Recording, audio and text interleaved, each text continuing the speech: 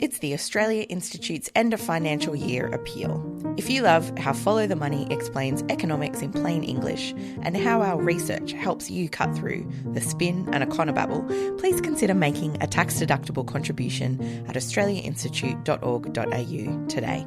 Even better, thanks to 2 generous donors, every dollar donated between now and 30th of June will be matched dollar for dollar until we reach our goal. So you will double your impact if you make a contribution today. One for Mum, one for Dad, and one for the country.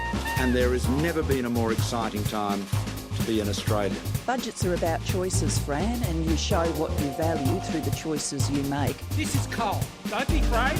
Don't be scared. The Treasurer knows. I want an economy that works for people, not the other way around. We'll just end up being a third-rate economy, a banana republic. Just follow the money. G'day, and welcome to Follow the Money, the Australia Institute's podcast that explains big economic issues in plain English. I'm Ebony Bennett, Deputy Director at the Australia Institute, and today we're bringing you a conversation from our popular webinar series. Mora. Yes. Yes. Yes, 2023. Yes. I've given a yes vote because I need a change to the Constitution to give us recognition that we apply ownership of this country. Open your heart to our voice. Open your heart to the voice. Open your hearts to our voice. Your way. And we said that a protected voice, an enshrined voice to the Parliament, is what we think is meaningful constitutional recognition. It is symbolic recognition and substantive recognition. This is a modest request. I say to Australia, don't miss it. Don't miss it. It's about recognising that we're lucky, all of us, to live amongst the oldest continuous culture known to human history. The statistical facts that it is difficult to win a referendum. A voice would be the most radical and consequential change to the way our democracy operates in our nation's history. It will have an Orwellian effect where all Australians are equal, but some Australians are more equal than others. And the Australian people will decide this referendum, not politicians. This is an historic event. This is actually, I would say, it's more than once in a lifetime. It's once in many lifetime event for us to have an opportunity to listen. It is about local community designing their regional voice, and then the regional voice selecting people they want to represent them in Canberra. It's not a Canberra voice. It is not elites. It is people from the grassroots. The NRL has become the first football code in Australia to publicly back the Yes campaign for the Voice to Parliament. We don't act as a country, we act as a team. How can we improve, what we do every day? Together we share a vision for the future as a nation that values equality, fairness and the rights of the traditional custodians of our land.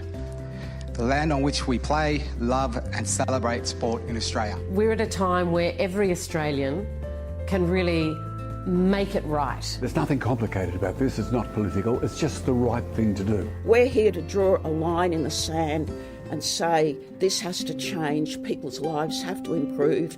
And we know from the evidence that what improves people's lives is when they get a say, and that's what this is about.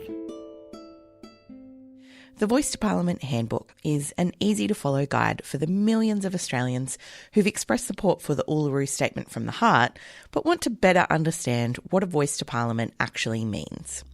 We spoke with authors Thomas Mayo and Kerry O'Brien.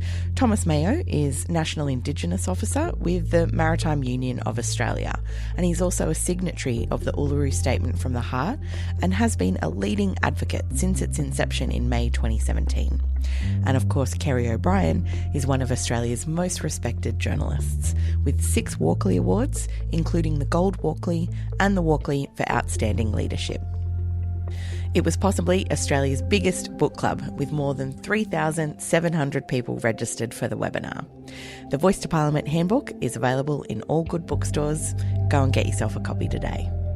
This was recorded live on Tuesday, the 13th of June 2023, and things may have changed since recording. Thank you both so much for joining us today. We really appreciate your time. Thanks. Thomas, if I can start with you. You are, as I said, a signatory to the Uluru Statement from the Heart, which called for voice and makarata for truth-telling and agreement-making. Let's start at the beginning. What does the voice mean to you? Yeah, well, the voice to me is it's about being heard. It's about having a say as Indigenous people that decisions are made about all the time. The voice is a consensus position. It comes from the Uluru Statement from the Heart. And the Uluru Statement from the Heart is the culmination of a lot of lessons in a long history of struggle, where we have had many other statements and petitions, and all have been dismissed and ignored. We've had many, in all of those statements and petitions, there's a consistent call for a voice to be heard, to have political representation. There's also a long history of voices established where we haven't waited. As groups of humans with a common interest do, they organise a structure for which to choose representation and have a say in a coherent and effective way.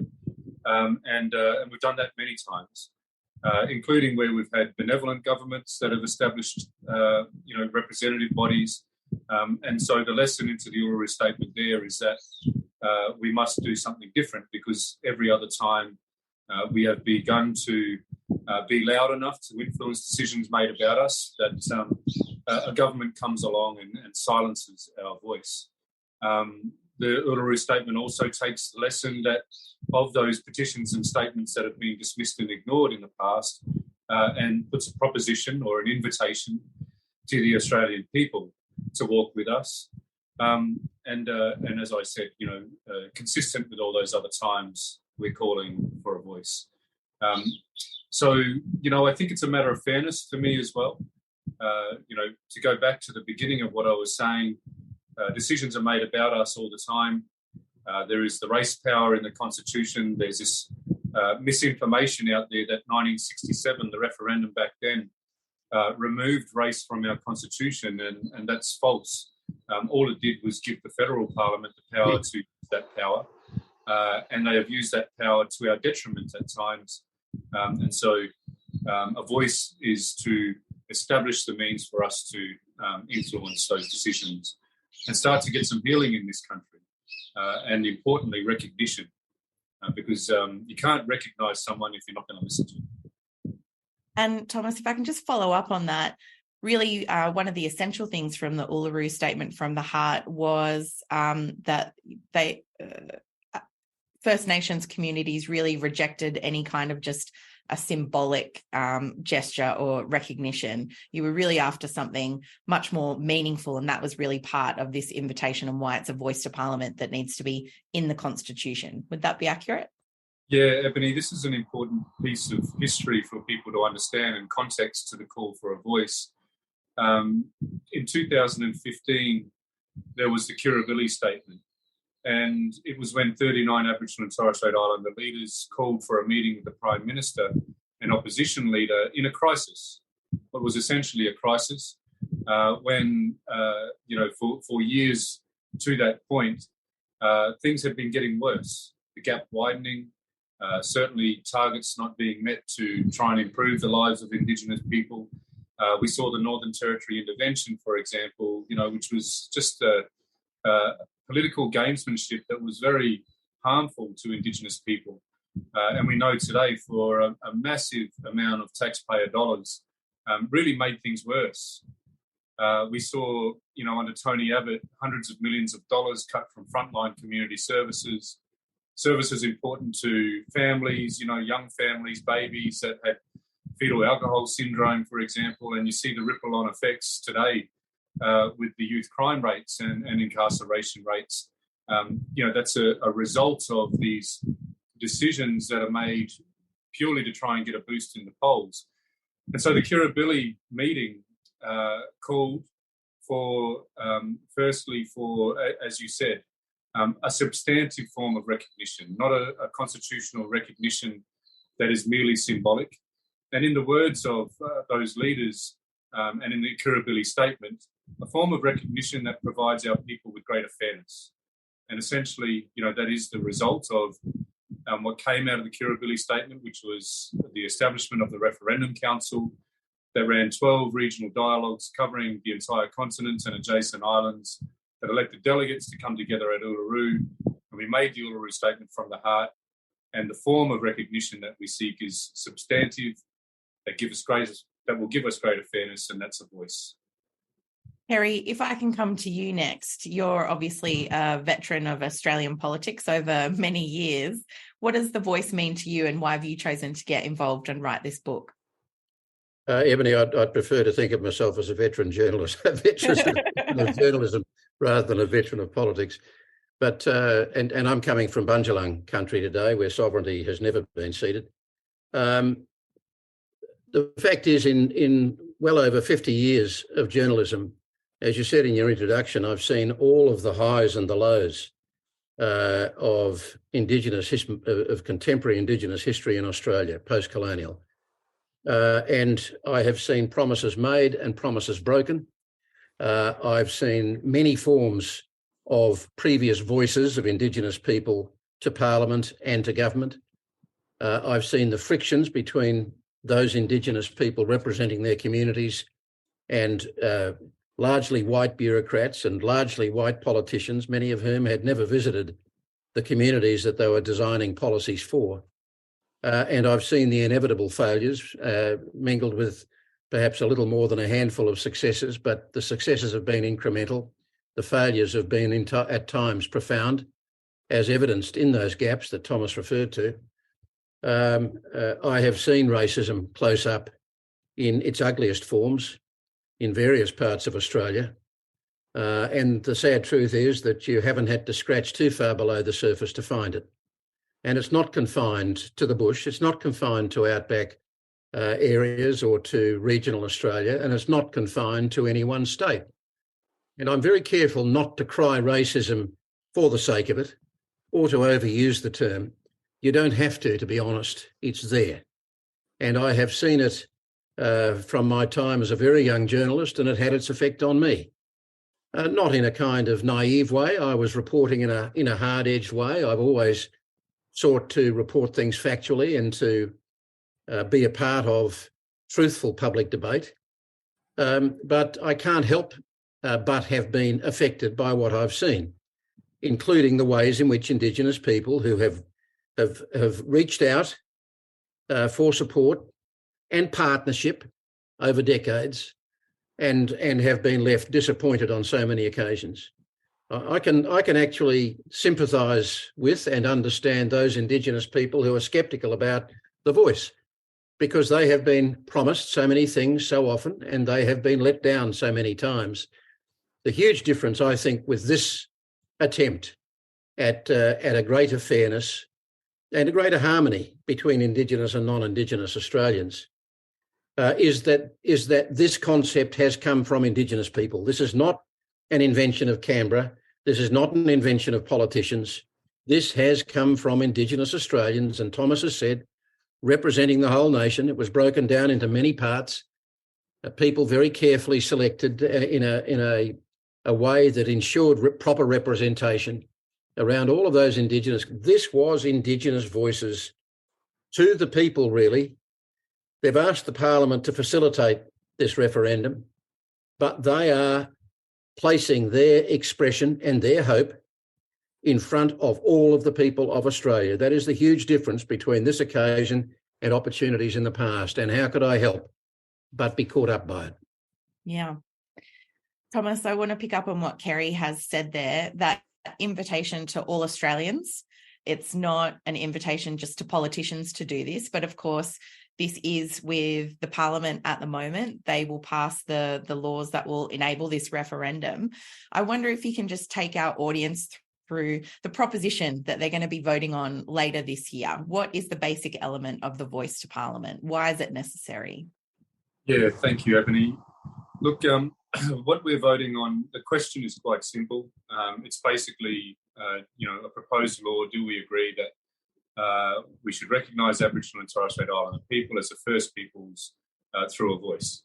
The provision itself merely establishes that there shall be in recognition of Aboriginal and Torres Strait Islander people as the First Peoples. 1, there shall be an Aboriginal and Torres Strait Islander voice.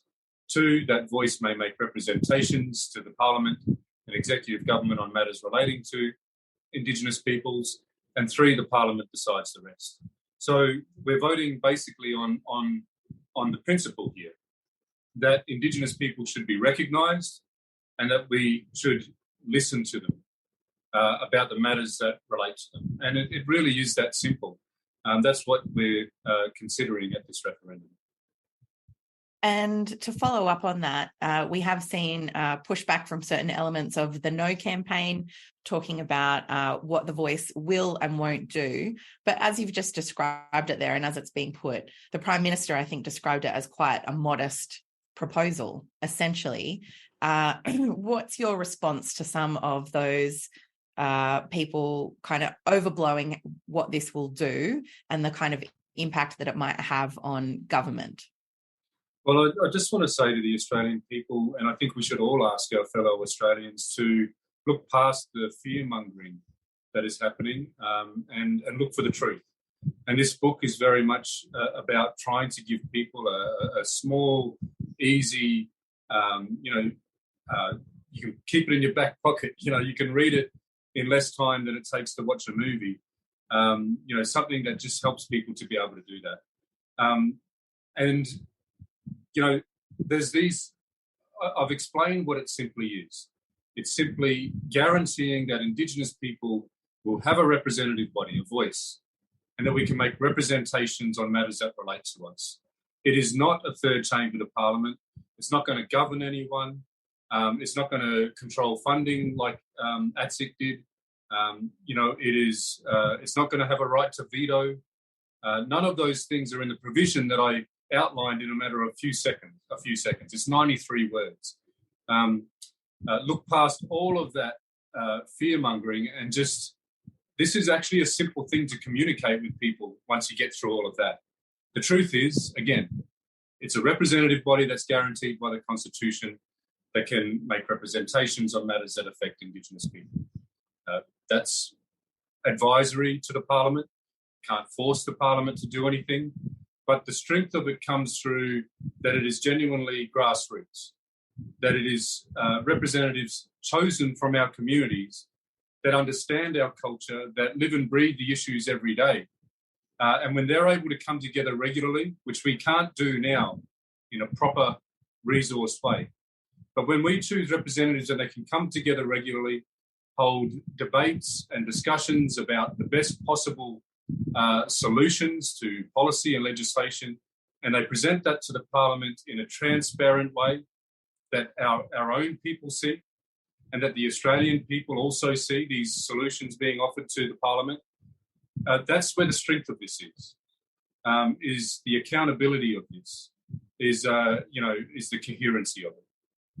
I can see we've got nearly 2,000 people joining us live today. Thank you so much for joining us. We will go to questions from the audience in a little while. And I did just want to flag that Thomas will be reading the Uluru Statement from the Heart in full towards the end of this webinar. So please make sure you stick around for that. And if you've got questions for Thomas or Kerry, please pop them into the Q&A box at the bottom of your Zoom screen. Kerry, coming to you off Thomas's point there about what the voice will do and obviously what it won't do. We have seen some of those naysayers, but part of the point of putting this in the Constitution is so that the voice to Parliament can't be just abolished at the whim of government like so many other attempts have been. There's a chapter on kind of the history leading up to the voice in this that you wrote. Can you just tell us a little bit about some of the history leading us up to this moment? Absolutely, Ebony. There were, as Thomas, I think, said close to the start of this discussion, that there have always been Indigenous activists endeavouring to have their voices heard, representing Indigenous communities on the most basic of rights and expectations, but thwarted. After the 1967 referendum, Harold Holt was Prime Minister, and about 2 months after that referendum, the most resounding yes vote in the history of our federation, somebody asked the minister who was going to be responsible for this new responsibility of establishing Indigenous affairs, Indigenous policies. Somebody asked this minister, Seb Barnes, what he was going to do now, and he said, "I don't know." So, although what they did was a terrific step forward, it was driven largely from outside by Indigenous people. That's where the pressure came from, with some white support. There wasn't that much pressure inside Parliament, but at least it was bipartisan. And the first Indigenous voice that Harold Holt established was 3 people inside his own office to give him advice on Indigenous matters, and they were all white men. That was the first voice, and it wasn't Indigenous. And it was kind of classic of the tradition and the mentality and the custom and the thinking in Canberra, in Parliament House and in government, which was, we know best. Yeah, we'll open up dialogue, we'll listen to you, but we know best. And when Gough Whitlam started the first real Indigenous voice, which was a small group, 41 Indigenous people who were selected from within their communities, there were immediate frictions between those voices and their white minister, who they answered to, and the bureaucrats who really drove so much of the policy. But nonetheless, they were the first real voice. Malcolm Fraser comes in after Gough is sacked. He fiddles with it. He reduces the numbers. He narrows the parameters for selection. He goes. Bob Hawke comes in. He takes a while. He gets rid of it, but it takes a while for him to put a replacement in. When he does, it's ATSIC, which is really quite a big step forward. Indigenous people, it was 2 tiers. The regional tier was selected from within communities, and they were councillors who then selected the people who would represent their 16. So it was 2 layers. They also had a big hand in service delivery, and there was a bureaucracy backing that, all supplied and all created democratically through the Parliament and through government. And there was some criticisms about ATSIC. There were some stumbles. There were a few governance issues, and there were some criticisms. But instead of allowing ATSIC to grow and to evolve and to establish itself with some kind of institutional stability, the change of government, John Howard comes along. He'd voted against it from opposition when it was first proposed. He'd described it as a black parliament. Its days were numbered, although it took time. He only really moved against it, although everybody knew that he didn't like it. He only really moved against it after Mark Latham, as the leader of the Labor Party, declared that Labor would support the abolition of ATSIC. So John Howard established a 3-person review chaired by a former Liberal Attorney General, John Howard's own side of politics. Everyone expected that review would propose that ATSIC be abolished. Surprisingly, they didn't. They saw virtue in its continued presence. They said ATSIC needs to stay. It just needs to strengthen its roots with regional Indigenous Australia. John Howard abolished it with the support of Labor. So since then, we've seen a checkerboard of different voices, some heard to some degree, some not heard, but the end result has been the same, Ebony. There has been no sense of permanence, no sense of continuity, and therefore the policies, as often as not, have failed. And where they've succeeded, invariably it's because Indigenous people have been listened to, and Indigenous people on the ground in their communities have been directly engaged in the delivery. People who understand traditions and customs, who know what's going to work, who know how things are going to be received, who know how to communicate. And we've got a short chapter in the book from Marcia Langton and Fiona Stanley, which highlights several areas where there were clear successes and why. Yeah, Kerry, if I can just follow up on that, I was really interested in that chapter. We've spoken to Professor Fiona Stanley in the past, particularly about the role of Aboriginal community-controlled health organisations during the COVID crisis, where on the smell of an oily rag, they really protected communities far better even than the Australian health system protected everybody else. And I think we're world leading amongst First Nations communities in the health outcomes during COVID. And that's partly what they go into in that chapter. Could you just tell us a little bit more about some of those examples that they talk about? Well, COVID was a terrific example, because it was, in fact, the protections in Indigenous communities were shaped and delivered largely by Indigenous people. As I understand it, not a single Indigenous death. And yet these were amongst the most vulnerable people in Australia in terms of exposure to COVID. Now, that is an outstanding example. Another example that they touch on is the Koori courts, where Indigenous elders play a very significant part, where, again, the results speak for themselves. This is a classic example where Indigenous ideas, Indigenous proposals have been listened to, courts that have been seen to reduce recidivism.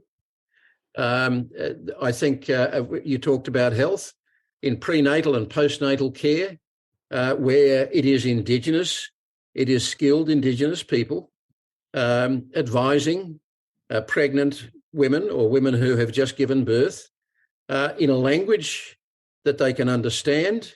And I don't mean necessarily literally language, but in communication that reflects a shared understanding of Indigenous tradition and custom and so on.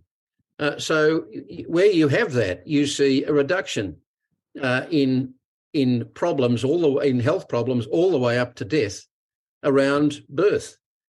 So you look at these examples, and I think you can also say with some degree of confidence that the intervention that Thomas referred to, which was far more disastrous than any instances of success that people might be able to pluck out of a broad picture of failure, and you've just got to look to communities today to see where things failed. I think there's an argument that if there had been a voice to Parliament with status and with respect from the Parliament and from the government back in 2007, there would not have needed to be an intervention. There could not have been a justification made for intervention. I don't think that's far-fetched at all. Mm. Thomas, coming back to you, you've described what the voice is. This is what's currently before the Parliament, about to be before the whole of Australia. We're going to have a referendum where people will have the choice to vote yes or to vote no. We're seeing a big no campaign at the moment with various arguments, and I can see some of those arguments popping up in the questions. But one thing I just wanted to clarify is, I mean, this is an advisory body to the Parliament. That's really just not at all an unusual thing for parliaments to do, have advisory bodies give them advice on all sorts of things. Why do you think there's so much pushback against this proposal when it is indeed so modest and so straightforward? Look, I don't think there's any logic or factual arguments against this from those that are spreading that. I'm not denying that some Australians are listening to these arguments and are influenced by them, but at its source, these arguments have no truth to them. They are designed to fearmonger, and they are designed to confuse. And this is where you see this contradiction where, on one hand, you have the No campaign saying that this will have, that this is too powerful, that it's going to cause chaos, and Indigenous people are going to take your backyards like we haven't heard that one before, or that we're going to decide where our submarines are going to be parked and what the interest rates should be and what the parking tickets should be, and all these spurious allegations about what the voice is going to be able to do, which are completely false. And the contradiction is at the same time they're saying it's not going to make a difference for Indigenous people. It's not going to change anything. This is really advisory to Parliament. It will not be able to force the Parliament to do anything. It hasn't got that sort of power, and Indigenous people wouldn't be so stupid to ask for that sort of power with that unique opportunity that we had to come together at Uluru and put an invitation to the Australian people. But what it can do, what it is coherent advice coming from the people that are affected most. And I do hope this is difficult to get through to Australians that hear very little, other than what they might see on Facebook. But the only way we're going to get over that, and I saw one of the questions in the chat is about how the media isn't helping. The only way we're going to get through that, the only way that we're going to win is by us having these conversations with everybody that we can influence, and helping them to understand what this is. And Ebony, sorry, I just want to quickly follow up on what Thomas is talking about there. One of the sort of anecdotal things that I hear, and it might be on radio interviews, it might just be talking to the public, it might be sometimes when we're talking at events, and someone will, there is this inference, there is this suggestion that somehow or other this voice to Parliament and to government is going to open up some quote unquote new gravy train, like as if Indigenous affairs has been a skate ride of privilege, rather than the opposite, which is the truth, that Indigenous people proportionately are the most marginalised group of identifiable group of Australians, the most marginalised. And yet somehow or other, it's never said straight out, it's an implication. There is an implication that somehow this is going to lead to much more money flowing into Indigenous communities, into Indigenous hands. For a start, Indigenous people will not have a say on money. They will only have a say on the shaping of policy. That comes from the Parliament. That comes from our democratically elected people in the Parliament. And that's where the oversight is as well. So it's a really small number of people that we're talking about. The co-design group that spoke to nearly 10,000 Indigenous people and had 110 further consultations after the Uluru Statement around Indigenous communities, urban, regional and rural in Australia. And as they drilled down and got a better idea of what Indigenous people themselves wanted, this is Marcia Langton and Tom Karma's group, and they've come up with a proposal for 24 people to represent the voice selected from urban, regional and rural communities around Australia, with a few extra numbers amongst that 24 for the remote areas and for the Torres Strait Islands. That is their proposal. And there is a similar proposal for a local voice and a regional voice, and the states would get engaged in that as well. These are really small numbers, but it's the Parliament that will determine that. It's the government will make it will come up with a model that it will put to the Parliament. There'll be intense debate about it. It'll go through a whole committee process. It'll go through both houses of Parliament before the final shapes of the voice emerge. And then right into the indefinite future, it's the Parliament and the Parliament only that will have the power ultimately to determine whether the voice is changed or not. And they will be basing that change on how effective the voice is. And if some hostile government comes in at some point in the future that doesn't like, for whatever reason, Indigenous Australians having a voice, for God's sake, why, I don't know, but let's say they did, they would be judged by us, the people, who have in the referendum in the first place, who will have voted yes, the most powerful expression of democracy this country has at its disposal, the people speaking, not the politicians, the people speaking. The voice will have a moral and a political authority when it puts its proposals to government, but it will be judged on the effectiveness and the quality of its advice, and ultimately it will be judged on when we see the gaps in inequality closing, when we see this country genuinely becoming a fairer society, when we see this country genuinely becoming more united. Ebony, if I could just add, just briefly, on Thursday and Friday, I was in Barunga. Barunga is a small Aboriginal community near Katherine in the Northern Territory, a remote Aboriginal community where the Barunga Statement came from. That called for a voice which led to the establishment of ATSIC, and we've talked about that and how Howard opposed it and then destroyed it when he got into government. And what came from the Thursday and Friday gathering at Barunga, which was the 4 land councils in the Northern Territory, the Northern Land Council, Central Land Council, Anandulyakwa Land Council, and Tiwi Land Council. So, over 100 representatives from the most remote communities in the Northern Territory. They made what is called the Barunga Voice Declaration, and it touches on. It was really all about asking Australians again to support this Yes campaign, and one of the parts of it talk about how we don't want to see our voice, our ability to have a say, taken away at the stroke of a pen again. And it was a really powerful coming together of those Indigenous communities, reiterating our support.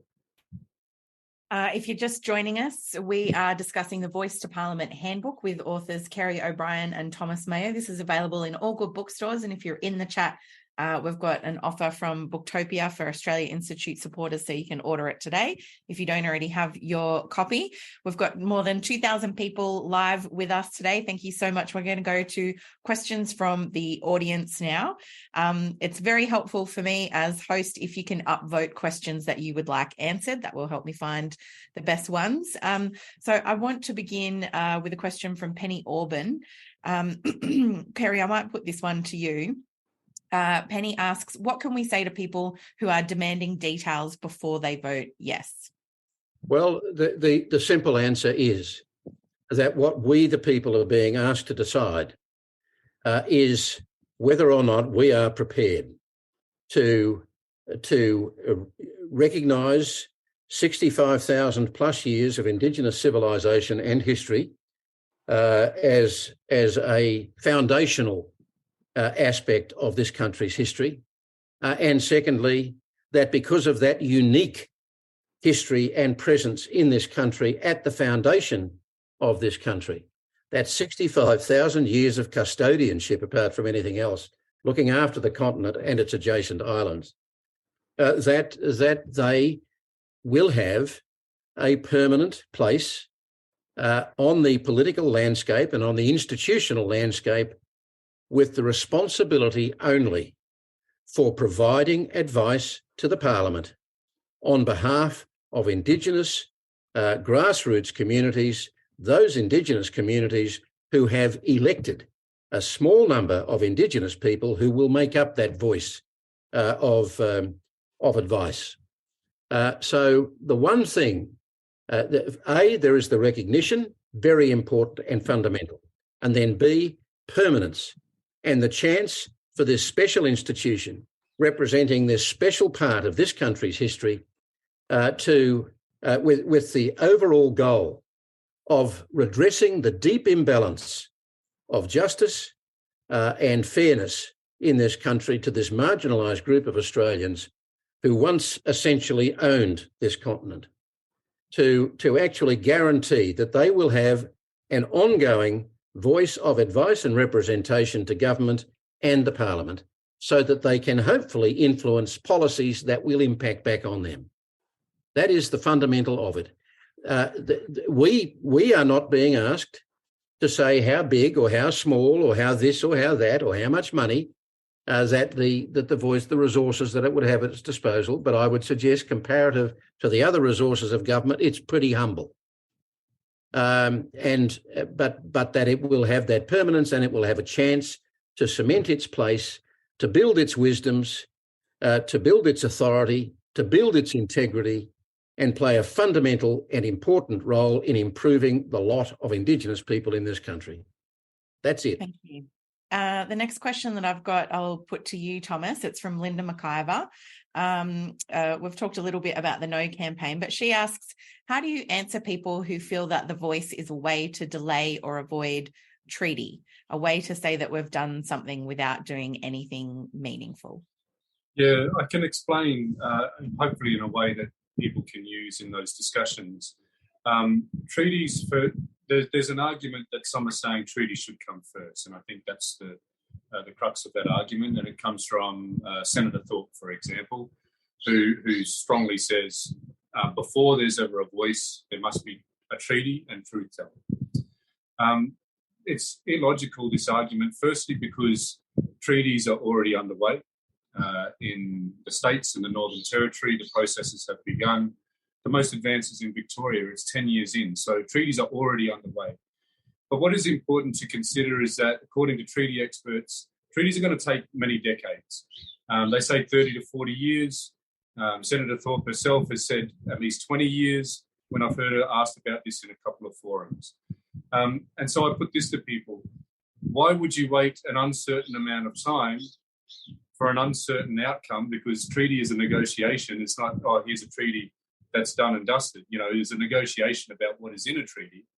So why would you wait an uncertain amount of time for an uncertain outcome before we start to address the issues that are common across all of our communities? You know, and I've travelled extensively, and I know these issues are common. You know, housing issues, justice system, you know, how the justice system treats our people and our traumas and our youth, health, education, employment, you know, infrastructure, quality programs, bringing attention to programs that are wasteful and failing for the cost. These are the things that a voice can do immediately. So why would we wait for a treaty? Secondly, when it comes to treaties are being done with the states and territory, as I said, and we're in a federal system. And so a national body is vital to supporting the treaty processes, you know, establishing a framework, having a conversation with the federal parliament about their obligations to treaties in the states, because it shouldn't be left to the states and the territory alone to deal with this unfinished business in this country.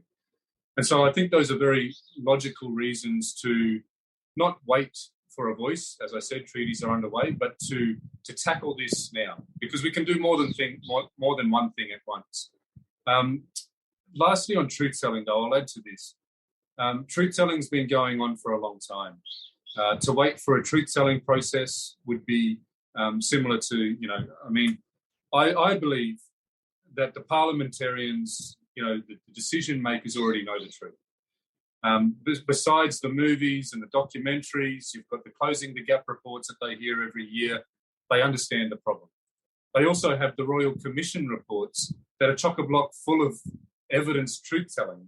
And so, you know, we could do a report on the truth, and it would sit and gather dust on their desks like everything else. What's missing is a voice to use the truth to get outcomes. And so it's vital to both treaty making and truth telling. A couple of kind of housekeeping questions. I've got a few people asking where my T-shirt is from. I got it from the Uluru Statement from the Heart website. So people can find a whole bunch of different merch, including stickers and other things there if you're interested. Hopefully a quick one. Romaine has asked, will Thomas and Kerry produce an audiobook for people who are vision impaired? I'm not sure if either of you can tell us if that's a possibility. I'd have to nail Thomas down to do it. I'm sure he's very spending busy. his life, each day he's in a different part of the country. I would love to do that. We should talk to the publisher. I don't know if it's possible. I don't think Hardy Grant does audiobooks, but yeah, find time, Kerry. It only takes, what is it, about an hour and a half to read. It's a question of how much time it would take to do it, because we don't have that much time to get it out. But we'll certainly explore it. Yes. The next question is from Peter Kutsukas, who asks, and I might put this to both of you, does the Sydney Morning Herald polling results this morning concern you? Thomas, I'll throw that one to you first. No, I'm concerned. I'm always concerned because there's high risk to losing this, you know. It does weigh heavily on all of our minds as Indigenous people that if we should lose this referendum, then it won't just be the status quo. It's going to take us backwards. It's going to make treaty harder.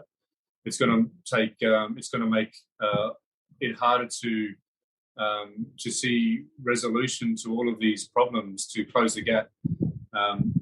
Things are going to get much more difficult. If you could imagine, you know, as a people that have suffered from such great injustice and have been marginalised for so long, to make such a humble and modest proposition that we should be recognised after 60,000 years of continuous connection to this country, and to modestly propose that we just have the opportunity to organise representation so that we can be listened to have that dismissed, what that would do, that always weighs heavily. But the polling isn't what the problem is for me. I know that polling goes up and down. I want us to not panic, but I want us to have urgency.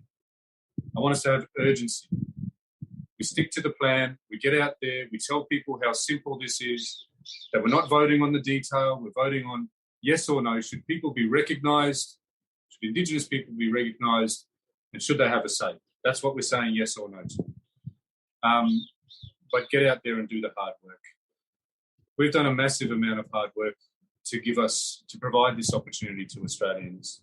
All those lessons that we learned that go into the Uluru Statement, the hard work that we did to reach the consensus at Uluru, the hard work that we did to not take no for an answer, for 5.5 years until Albo made this commitment, and the hard work that we're doing now to convince you to walk with us again.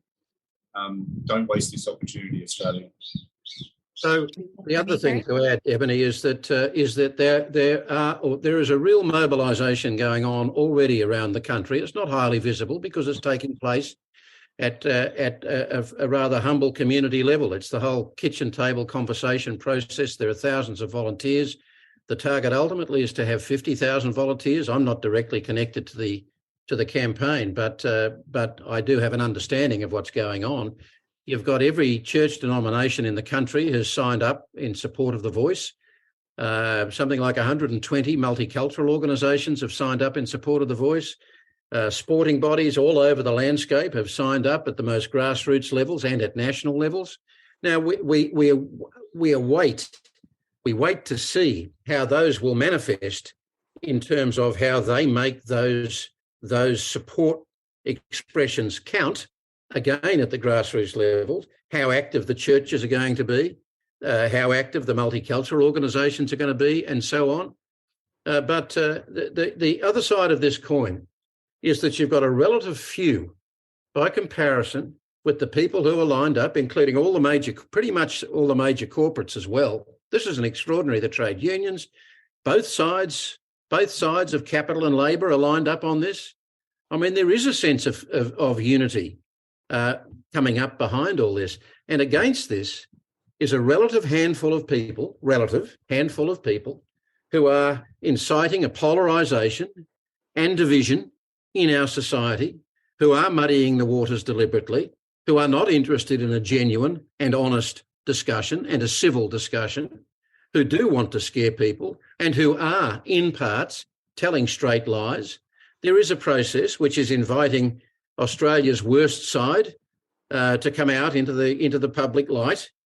That is, those who are driven to one degree or another by prejudice, who feel they now have an excuse, a reason to express some of the ugly things that we're seeing. This is a choice between unity and division. It's really quite clear cut to me between unity in a civil society and division.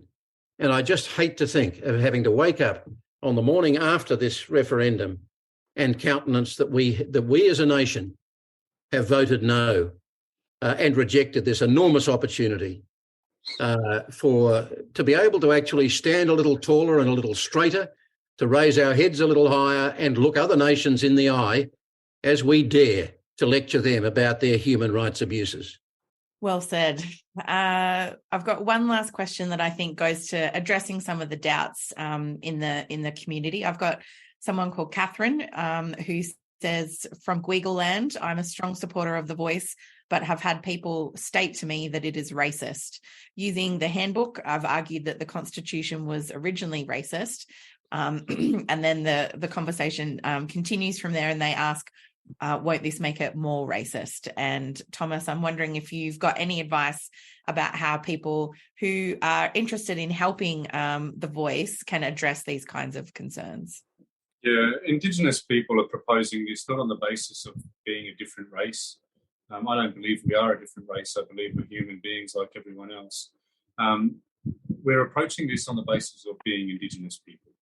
You know, that as science and our stories both,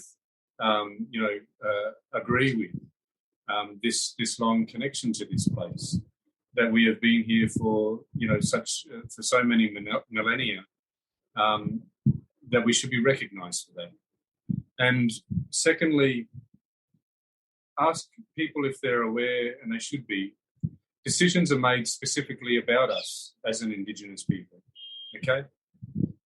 And so if decisions are made about us, then wouldn't it be fair for us to have a say? It's not about race. It's about our Indigenous heritage and culture. But then lastly, if we were treated the same, then surely we wouldn't be the most incarcerated people proportionately on the planet. You know, there's a very important part of the Uluru Statement from the Heart to ask people to read, let alone the whole thing. You know, that proportionally we're the most incarcerated people on the planet. We're not an innately criminal people, okay? So if the statistics are clear that there's almost 10 years difference in life expectancy, and that these incarceration rates are so bad that in the Northern Territory, almost all of the time, 100% of the youth in detention are Indigenous. If we're not racist, then we must agree that there is a structural and political issue here that we can resolve. And we're proposing the resolution, which is to listen to us, and to believe if it's normal to have those sorts of statistics in itself would be racist. Just finally, the race power in the Constitution, again, 67 didn't remove that. It just made it possible for the federal parliament to use that power. And there's the Hindmarsh case in the 90s. It was determined that that power could be used to our detriment, not necessarily to our benefit. So if it is used about us, then we should have a say. And very briefly, Ebony, sorry, I think a part of the answer has been supplied to us by the man who Peter Dutton handpicked when he formed his opposition after the last election as leader and put his front bench together, and he handpicked Julian Leeser as his spokesman on Indigenous affairs. And when he announced that he was going to vote no, and he was going to support the no case, he was going to oppose the yes vote in the referendum, Julian Leeser walked away from that cabinet. He walked out of that cabinet. He put his own career on hold, essentially. His predecessor as the Liberal government, the last Liberal government's Minister for Indigenous Affairs, Ken Wyatt, he lost his seat at the last election.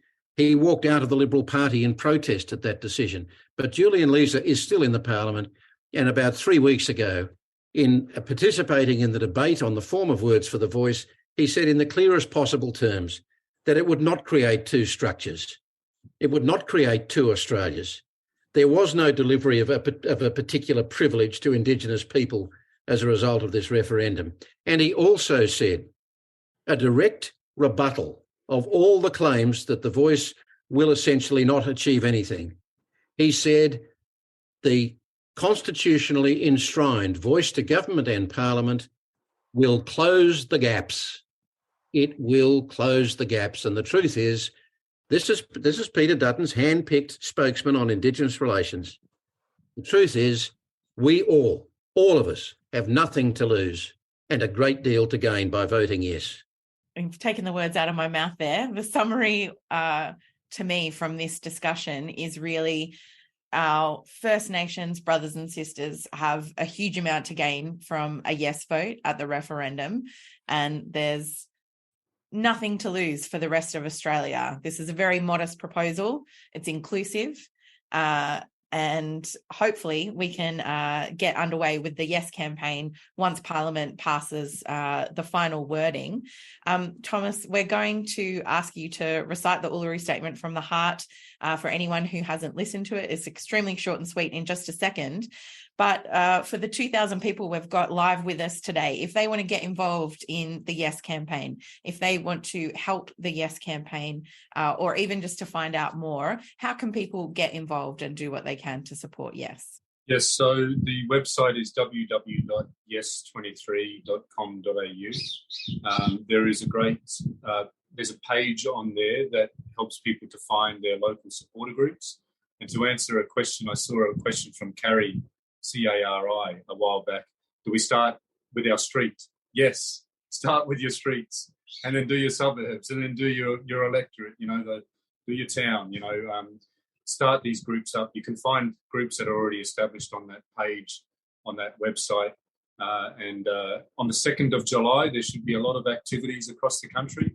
It's a day of action, so look for your local action on the 2nd of July and get involved. There's also merchandise on that website to purchase, and placards and things like that. There's also Together Yes. So it's togetheryes.com.au, which is the kitchen table conversations campaign that Kerry mentioned. A great way to get support, to hold a conversation with around 10 people, around the kitchen table, an excellent way to get involved. And of course, there's this very great book that Kerry and I have written, small, cheap, hand them out. I've heard about people giving a copy to their uncle, for example, that was going to vote no, that changed his mind after reading it. It's a very simple and short read. So would you like me to recite the statement now, Ebony? Please do. Here's Thomas Mayo telling us about the Uluru Statement from the Heart. Thank you, everybody. And thanks, Ebony and Kerry. We gathered at the 2017 National Constitutional Convention, coming from all points of the southern sky, make this statement from the heart. Our Aboriginal and Torres Strait Islander tribes were the first sovereign nations of the Australian continent and its adjacent islands, and possessed it under our own laws and customs. This our ancestors did, according to the reckoning of our culture from the creation, according to the common law in time immemorial, and according to science more than 60,000 years ago. This sovereignty is a spiritual notion, the ancestral tie between the land, or Mother Nature, and the Aboriginal and Torres Strait Islander peoples who were born therefrom remain attached thereto, and must one day return thither to be united with our ancestors. This link is the basis of the ownership of the soil, or better, of sovereignty. It has never been ceded or extinguished, and it coexists with the sovereignty of the Crown. How could it be otherwise? That a peoples possess the land for 60 millennia, and this sacred link should disappear from world history in merely this last 200 years? With substantive constitutional change and structural reform, we believe this ancient sovereignty can shine through as a fuller expression of Australia's nationhood. Proportionately, we are the most incarcerated people on the planet. We are not an innately criminal people. Our children are alien from their families at unprecedented rates. This cannot be because we have no love for them. And our youth languish in detention in obscene numbers. They should be our hope for the future. These dimensions of our crisis tell plainly the structural nature of our problem. This is the torment of our powers. We seek constitutional reforms to empower our people and take a rightful place in our own country. When we have power over our destiny, our children will flourish, they will walk into worlds, and their culture will be a gift to their country. We call for the establishment of the First Nations voice enshrined in the Constitution. Makarrata is the culmination of our agenda, the coming together after a struggle. It captures our aspirations for a fair and truthful relationship with the people of Australia and a better future for our children based on justice and self-determination. We seek a Makarrata Commission to supervise a process of agreement making between governments and First Nations and truth-telling about our history. In 1967, we were counted. In 2017, we seek to be heard. We leave base camp and start our trek across this vast country. We invite you to walk with us in a movement of the Australian people for a better future. Thank you, everybody. Thank you, everyone. Thank you, Thomas. And thank you, Kerry. Thank you for this wonderful book. Just a reminder, the Voice to Parliament Handbook is in all good bookstores.